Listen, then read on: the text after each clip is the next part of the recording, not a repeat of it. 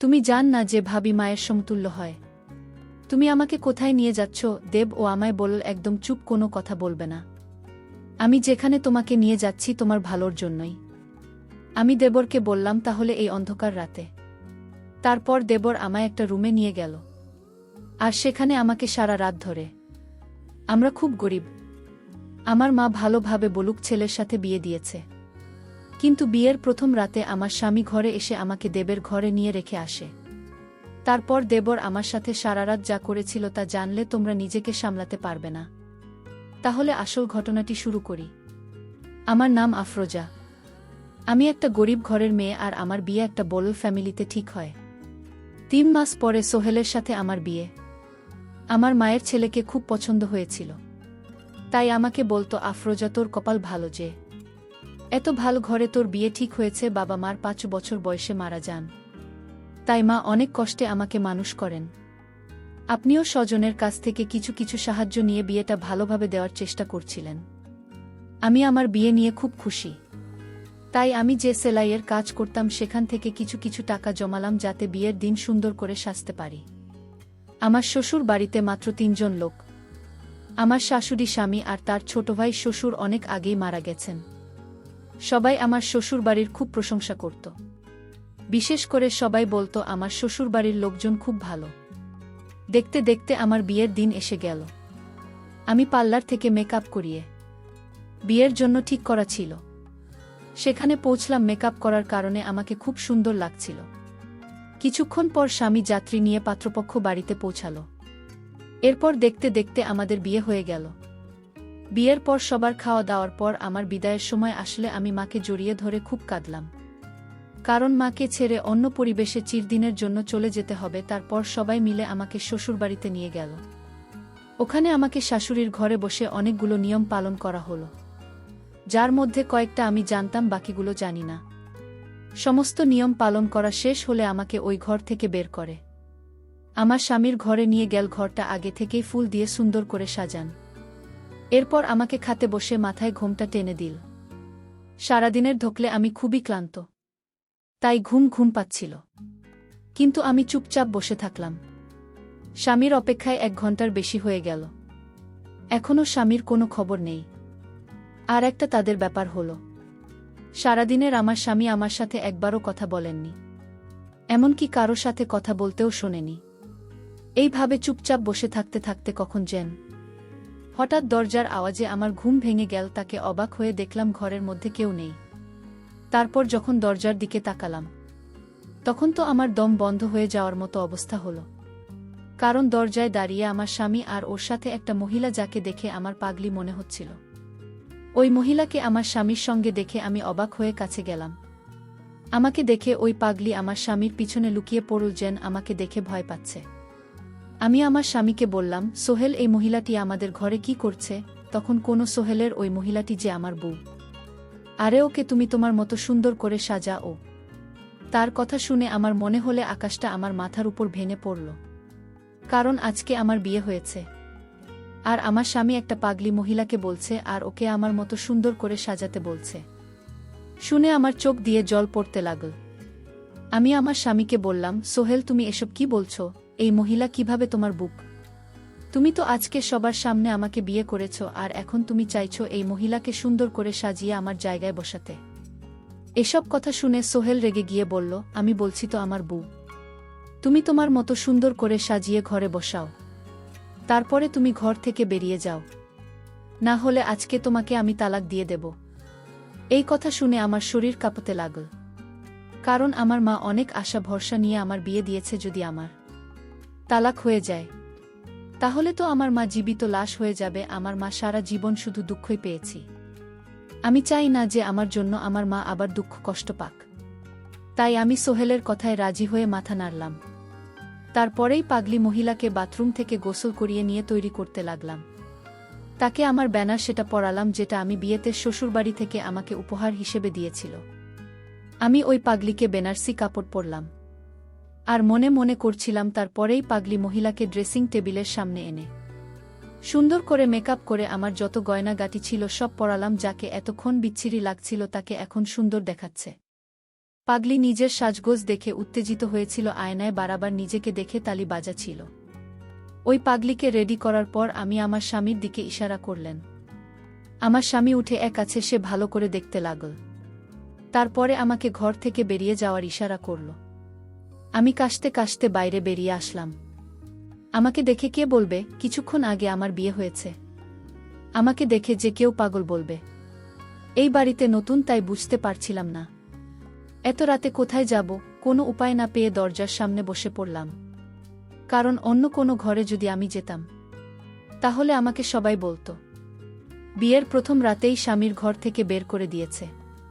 তাই নিজের অসম্মানের আর তালাকের ভয়ে আমি চুপচাপ ছিলাম। আমার স্বামীর দরজার সামনে বসে রইলাম।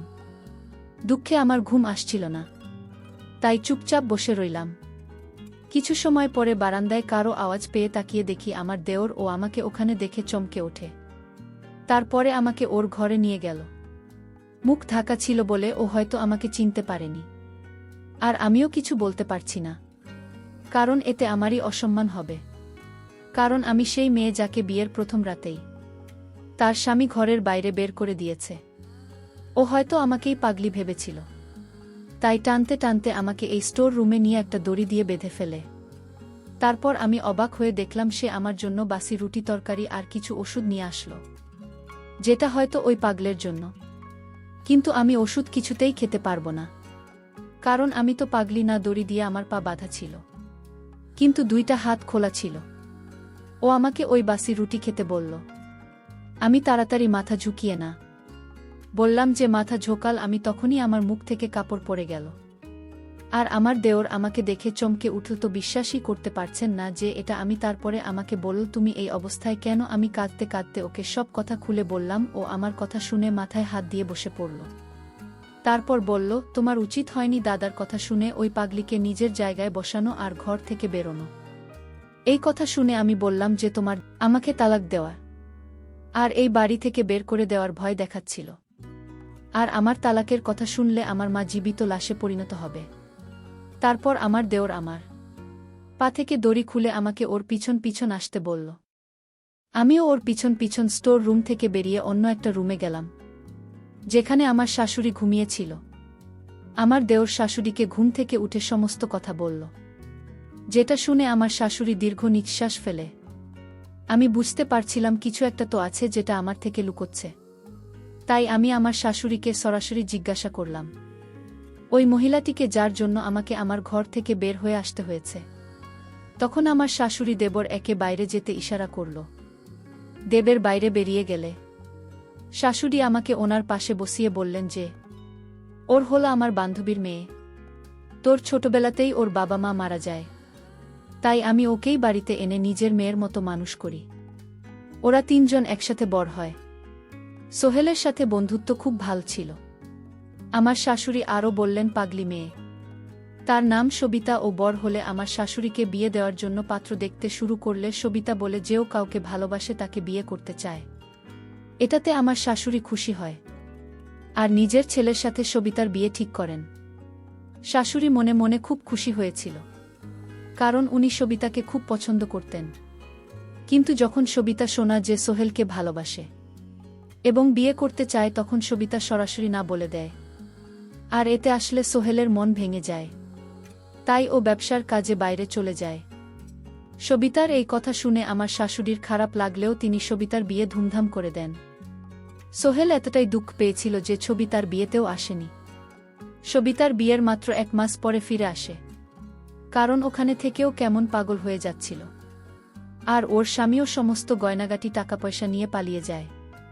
তারপরে আর তাকে খুঁজে পাওয়া যায়নি। পরে খোঁজ নিয়ে জানা যায় সবিতার সঙ্গে ছেলেটি অনলাইনে পরিচয়। তার মানে ছেলেটি একটা প্লট, যে টাকা পয়সার লোভে বিয়ে করেছিল সবিতা। এদিকে মা হতে চলেছে।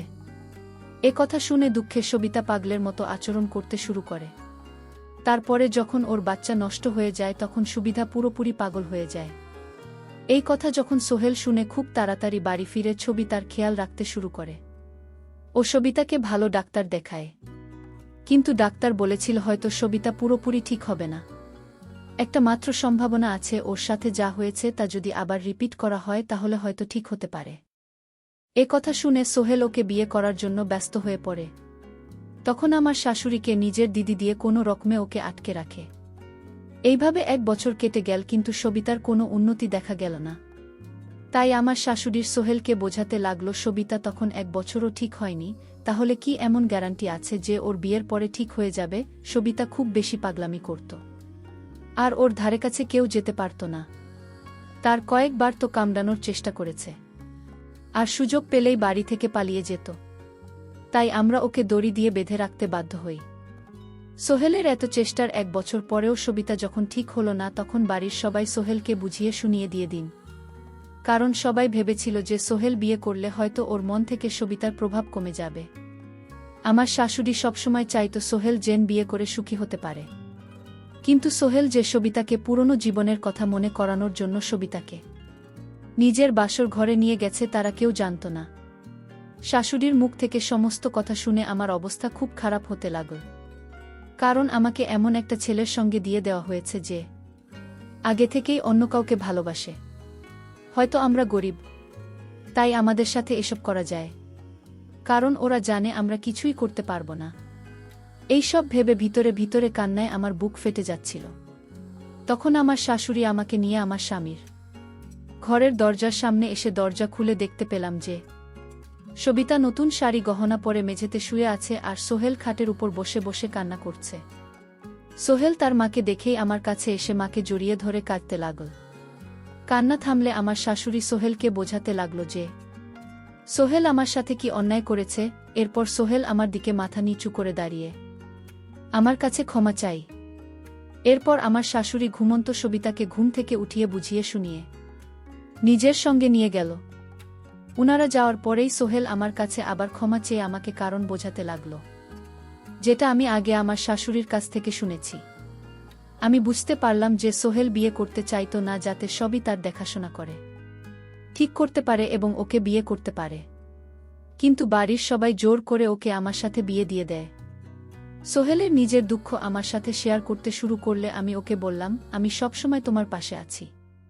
আমার নিজের উপর বিশ্বাস ছিল যে আমি ওর মনে আমার জন্য জায়গা করে নিতে পারব। আর এইসব কথা না আমি আমার মাকে না অন্য কাউকে বলতে পারব। আমি ওই বাড়িতে সবিতার সাথে নিজের বোনের মতো ব্যবহার করতে শুরু করি। ওর খাওয়া দাওয়া দেখাশোনা করতে থাকি। ফলে বাড়ির সকলের সাথে সাথে সোহেলের মতো আমার জন্য জায়গা তৈরি হয়, যেটা আমার স্বামী আমার সঙ্গে মিষ্টি মিষ্টি কথা বলে বোঝার। কিন্তু সবিতার অবস্থার কোনো উন্নতি হয়নি।